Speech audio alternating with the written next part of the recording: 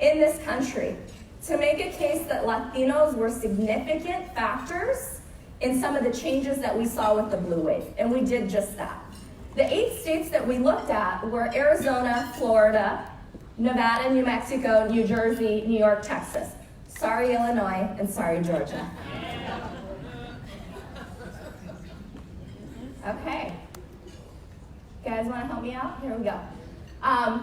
So it's really important. What we did is we compared white voters to Latino voters. How do we figure this out? Well, I can't go figure out with Sergio Garcia or Monica Lozano who they voted for on their ballot, but I could use a scientific methodology to assess where Latino precincts, based on Latino registered voters, not citizen voting age population, where and how plentiful they voted, and then also what their vote choice was for.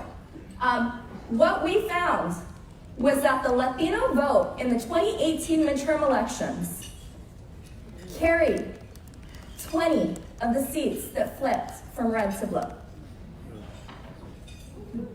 Yeah. Woo! Okay. These are charts. This is a regression. What all you need to see is that that blue line is going up. And that shows, as that blue line goes up, we're seeing Latino voters, and we're seeing increases in the ballots cast. That's for every one of these 8 states. And so the impact, I'm going to go through this really quick. We were able to garner a lot of earned media. This was really important because there's disinformation. Election night and the weeks after, there was talk about how Latinos, 30% of them voted for Ted Cruz in Texas. Sounds like, the inaccurate exit polls in the 2016 election, that we voted for Trump at levels that we didn't.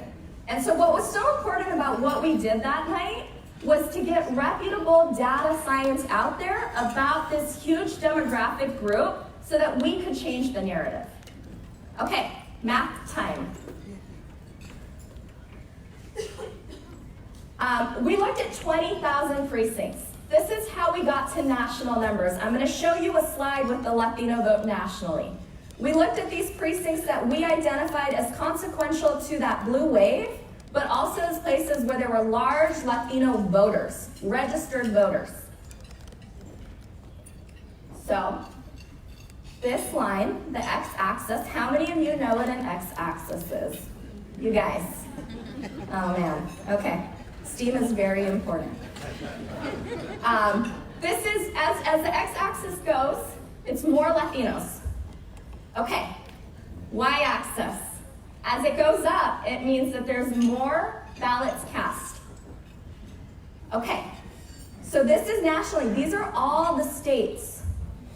And I'm just gonna highlight the last piece right here, which is that in Latino precincts, right, 75% or more of the people in those precincts are Latino registered voters.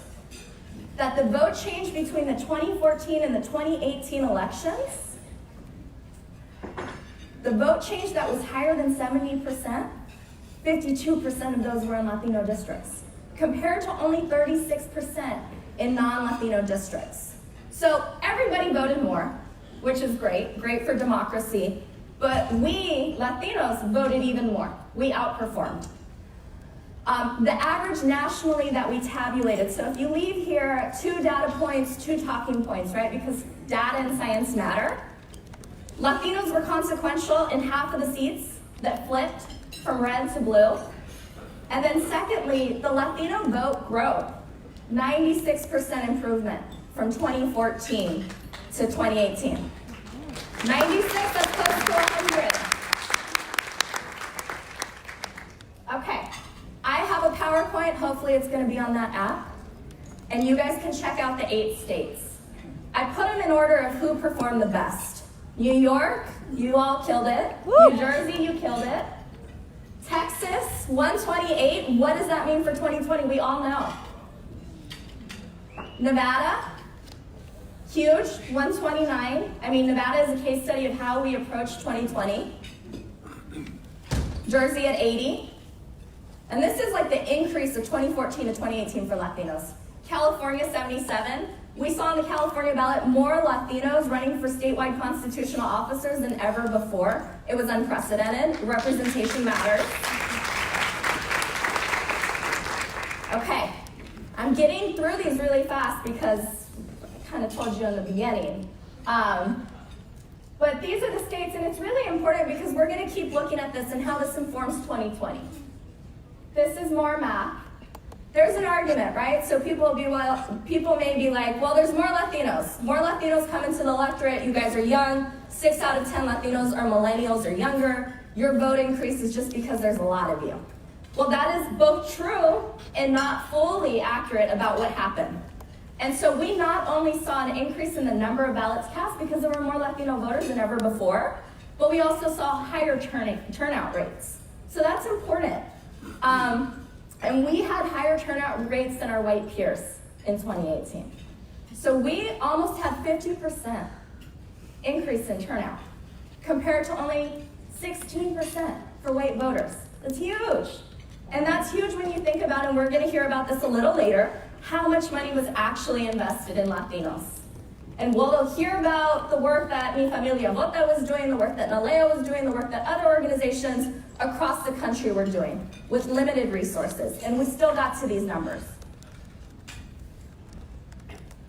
Okay, these are key takeaways. Basically, the Latino vote was consequential. And I think that that's something that we have to reiterate so that we can increase and amplify and accelerate resources into South Texas, into Georgia, into Florida, and elsewhere come 2020. And so I had talked about how Latinos were so important in flipping those red congressional seats, those House seats to blue, to Dems. Some of that was so close. We know in California the true election results didn't come until 10 days later. And the red of Orange County went to blue when everything was certified. And that 2 or 3%, that's Latinos driving it. Gil Cisneros getting the House of Representatives, that's the Latino vote.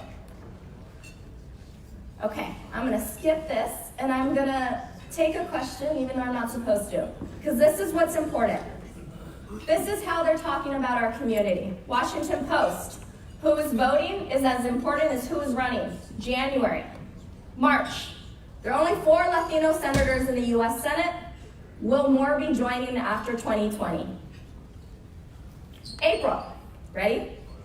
Why aren't Democrats winning Hispanic vote 80-20 or 90-10? They're not giving any money. June 5th, House passed Dreamer bill, positions Dems to woo Latinos heading into 2020, and I skipped the evil one. April 3rd, Trump's 2020 plan to target Black, Hispanic, and suburban female voters. Well, he's already got one group of those. Okay, so we're gonna talk right now about questions. I would love to answer any question and be a little rebel. So there are mics, or you can shout.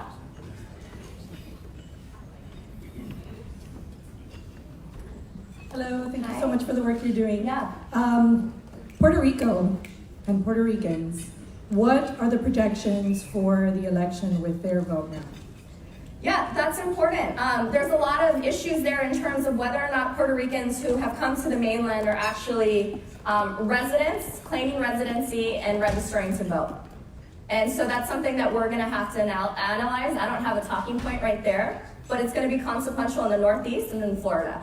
And it's gonna be a matter of whether or not they take the step to register and then to ultimately vote. Florida, as we saw, came very, very, very, very close. And I'll say one other thing about Florida, because Juan Cartagena and Pearl Deaf is there in the room from Latino Justice. Whoop. The Florida election in 2018 was really interesting because you had an incumbent US Senator Dem who lost. And then you had a crazy guy win statewide against Andrew Gillum, right? On the backs of Latino hate. That said, Florida's Amendment 4, which enfranchised formerly disenfranchised voters, won statewide by 20 points. So criminal justice is a winning issue. The Democratic top of ticket is close, but not yet there. Go for it. You talked about the This is demographics by age and the significance This is of really voting important. trends. Yeah. So I mentioned that Latinos are a really young demographic population group. People get upset that Latinos haven't been casting ballots. Well, one of it is structural. American youth, American young voters, since the 1970s when the voting age changed, have come out at the lowest level in terms of casting a ballot. And so that's the truth about black voters, about white voters, Asian voters, and Latino voters. That said, young voters, millennials, came out in higher droves than ever before in 2018. And that was true of Latinos. I'll say one other thing about it. The generational status of multi-generational households of voters and the way in which you do civic engagement and integrated voter, you can do down ballot within a whole household. And so activating young people to vote is actually a method, an organizing method to get a lot more votes and amplify that. So the young vote in 2018 was different than ever before in this country because more young people voted, and that was true of Latinos. Go for it, and then I'm done and I'm gonna get killed.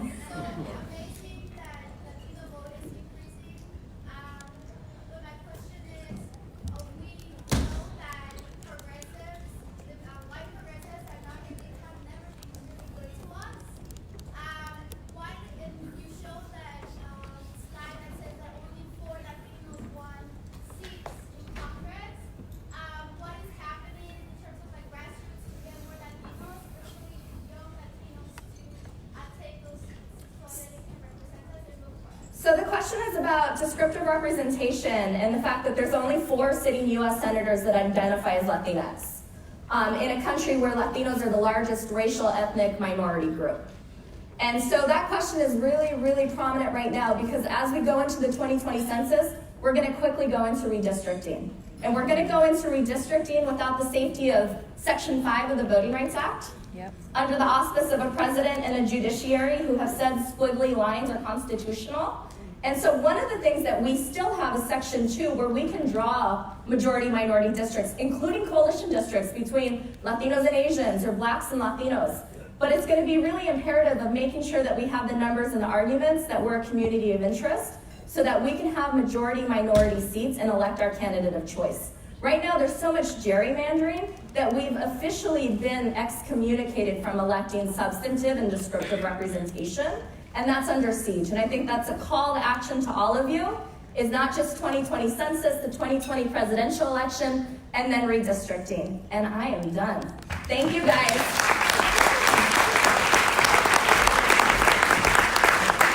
Ladies and gentlemen, our program will resume.